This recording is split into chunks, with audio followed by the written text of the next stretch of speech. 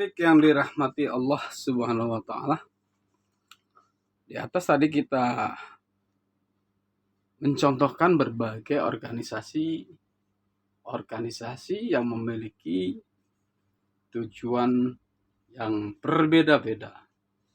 Ada organisasi politik yang tujuannya adalah ingin menyuarakan aspirasi rakyat sehingga mereka berambisi untuk memiliki kursi sebanyak-banyaknya. Tentu dalam alam organisasi, dalam alam demokrasi, suara terbanyak itu akan menentukan satu kebijakan. Baik, adik-adik, kemudian yang kedua adalah organisasi yang berbentuk sosial. Mereka juga menyuarakan aspirasi rakyat, aspirasi saudara-saudara kita dengan cara tindakan yang nyata melalui bantuan langsung, sumbangan, atau melalui pelatihan-pelatihan dan sebagainya. Kemudian ada kelembagaan perguruan tinggi, juga suatu organisasi yang bertujuan adalah visi yang bertujuan utama adalah ingin membentuk mahasiswa menjadi lulusan yang memiliki kompetensi yang berguna bagi masyarakat banyak. Kemudian sekarang bagaimana dengan organisasi bisnis? Karena bisnis juga merupakan satu organisasi. Pergerakan dalam bisnis itu kan ada SDM-nya, ada bahan bakunya. Sehingga di situ perlu yang namanya satu organisasi bisnis. Nah, dalam bisnis tentu kita sudah sering sangat familiar, familiar dengan nama bisnis. Nah, di sini tentu organisasi bisnis tujuan utamanya adalah memiliki suatu pandangan tentang bagaimana mendapatkan profit, keuntungan. Apakah semua organisasi yang bergerak dalam bisnis hanya semata-mata keuntungan? Ya, mayoritas pandangan kita seperti itu. Tetapi tidak menutup kemungkinan bahwa dalam organisasi bisnis juga bergerak sebagian profitnya disisihkan untuk kegiatan sosial. Tapi mayoritas tentu tujuannya adalah mendapatkan profit yang sebesar-besarnya. Nah, di sini sekalipun tidak seluruh organisasi bisnis bertujuan untuk mendapatkan profit, namun profit adalah salah satu tujuan utama dibentuknya organisasi bisnis. Maka organisasi bisnis adalah sekumpulan orang atau kelompok yang memiliki tujuan untuk meraih profit dalam kegiatan bisnisnya. Sehingga mereka berupaya untuk mewujudkan tujuan tersebut melalui kerjasama di dalam organisasi, di dalam sebuah organisasi. Di sini bagaimana kerjasama dapat dilakukan ketika karakter orang-orang yang ada di dalamnya memiliki karakter yang berbeda-beda dan berlatar belakang yang berbeda-beda pula. Jadi bagaimana untuk menyatukan visinya itu dari orang-orang yang memiliki karakter berbeda, latar belakang berbeda. Selain orang-orang yang berbeda, organisasi juga terdiri dari berbagai sumber daya yang dimilikinya, misalnya peralatan, perlengkapan, dan lain-lain sebagai pendukung dari bisnis tersebut. Griffin di sini mengungkapkan bahwa paling tidak organisasi bisnis memiliki berbagai sumber daya seperti sumber daya manusia (SDM), kemudian sumber daya alam, tidak lepas dari itu ya, kemudian sumber daya dana finansial. Jadi harus memiliki sumber dana finansial atau keuangan. Nah, jadi organisasi itu harus memiliki faktor-faktor yang tersebut. Sumber daya manusia, sumber daya alam, sumber daya finansial, ya.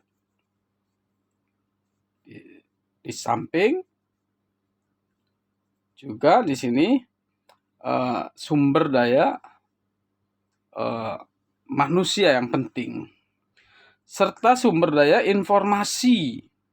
Ada ya, sumber daya informasi. Bagaimana keseluruhan sumber daya tersebut dapat dikelola secara bersamaan untuk mencapai satu tujuan tertentu. Jadi mengelola sumber-sumber daya tersebut.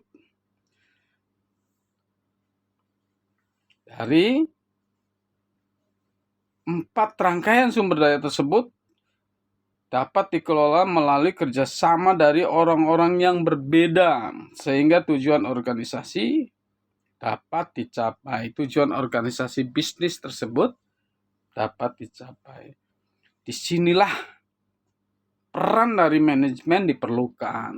Nah, ini peran manajemen diperlukan. Manajemen diperlukan ketika terdapat sekumpulan orang-orang yang pada umumnya memiliki karakteristik yang berbeda dan sejumlah sumber daya yang harus dikelola agar tujuan daripada organisasi tersebut dapat dicapai. Adik-adik yang dirahmati Allah, nah itu salah satu bentuk daripada manajemen dalam organisasi yang pertama ya tadi, organisasi dan manajemen. Yang pertama adalah manajemen dalam organisasi. Yang kedua adalah pengertian manajemen. Bagian terakhir di atas membawa kita kepada peran dari manajemen. Tadi baru dikemukakan bahwa betapa pentingnya manajemen untuk mengelola berbagai macam sumber daya, baik manusia, alam, maupun keuangan atau informasi yang akan ditentukan, yang terakhir akan ditentukan oleh manajemen untuk mendapatkan tujuan, untuk mencapai tujuan daripada organisasi tersebut. Jadi di sini bagian terakhir di atas membawa kita kepada peran dari manajemen. Apa perannya? Manajemen secara pengertian sebagaimana dikemukakan oleh Mary Parker Follett adalah seni dalam menyelesaikan sesuatu melalui orang lain. Jadi memiliki art atau seni dalam menyelesaikan sesuatu melalui orang lain. Apa yang harus diselesaikan di sini? Yang harus diselesaikan adalah segala sesuatu yang perlu dilakukan dalam rangka pencapaian tujuan tertentu. Jadi, tujuan tersebut sangat beragam, tergantung dari jenis organisasi. Apabila kita ambil contoh organisasi bisnis misalnya, maka di sini di antara tujuan organisasi bisnis adalah menginginkan sebuah profit. Meraih profit adalah sesuatu yang harus diselesaikan. Bagaimana peran manajemen untuk mendapatkan tujuan daripada meraih profit itu harus diselesaikan. Kegiatan-kegiatan yang biasanya dilakukan oleh sebuah organisasi bisnis diantaranya adanya kegiatan produksi. Ya, produksi menandai bahwa itu adalah pergerakan atau kegiatan dari bisnis. Kemudian di sini adalah pemasaran. Pemasaran ini penting ya. Pemasaran memiliki peran penting. Kita memproduksi sesuatu barang, kemudian kita harus merujuk pasarnya untuk siapa, ya.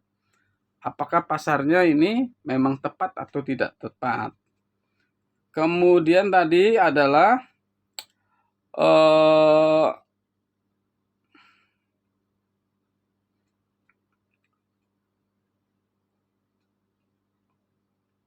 pemasaran, kemudian adalah pengelolaan sumber daya manusia yang terkait dalam organisasi bisnis tersebut, yang terkait dalam rangkaian daripada produksi tersebut, hingga pengelolaan keuangan yang mungkin dimiliki oleh organisasi bisnis tersebut.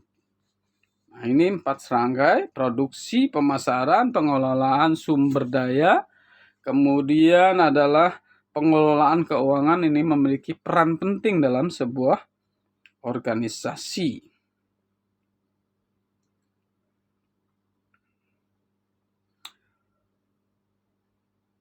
Semua kegiatan-kegiatan tersebut perlu diselesaikan karena pada prakteknya akan menunjang kepada pencapaian tujuan dari organisasi bisnis, yaitu pencapaian akan profit, pencapaian akan keuntungan.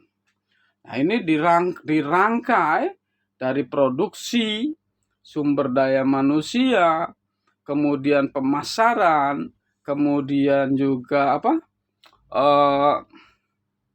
pengelolaan sumber keuangan. Ini menjadi satu rangkaian bersama yang harus dimanajeri, harus dikelola dengan baik. Lalu mengapa proses penyelesaiannya harus bersama atau melalui orang lain? Di sini ada pertanyaan. Karena pada praktiknya selain pengertian organisasi adalah sekumpulan orang-orang yang bekerja untuk menyelesaikan sesuatu, itu bukan sesuatu yang mudah. Sekumpulan orang-orang pekerjaan yang untuk menyelesaikan sesuatu itu bukan sesuatu pekerjaan yang mudah. Terlebih jika apa yang harus diselesaikan banyak sekali dan tidak dapat diselesaikan oleh salah satu orang saja. Nah, ini ya. Jadi mengapa proses penyelesaiannya harus bersama. Lalu di sini ada timbul pertanyaan, lalu bagaimana cara penyelesaiannya? Nah, ini proses penyelesaian akan sesuatu memerlukan tahapan-tahapan. Jangankan organisasi, untuk menyelesaikan makan saja kita melalui proses penyajian, kemudian aktivitas kita makan, pengunyahan sampai selesai makan. Itu adalah proses, apalagi kalau dikaitkan dengan organisasi. Bagi sebuah organisasi bisnis, tahapan-tahapan tersebut bisa berupa perencanaan, mengawali organisasi bisnis itu mengawali perencanaan. Melalui perencanaan, kemudian pengorganisasian, kemudian pelaksanaan, eksekusi, ya, hingga pengawasan dan pengendalian hasil dari produksi tersebut. Adik-adik yang dirahmati Allah Subhanahu wa taala.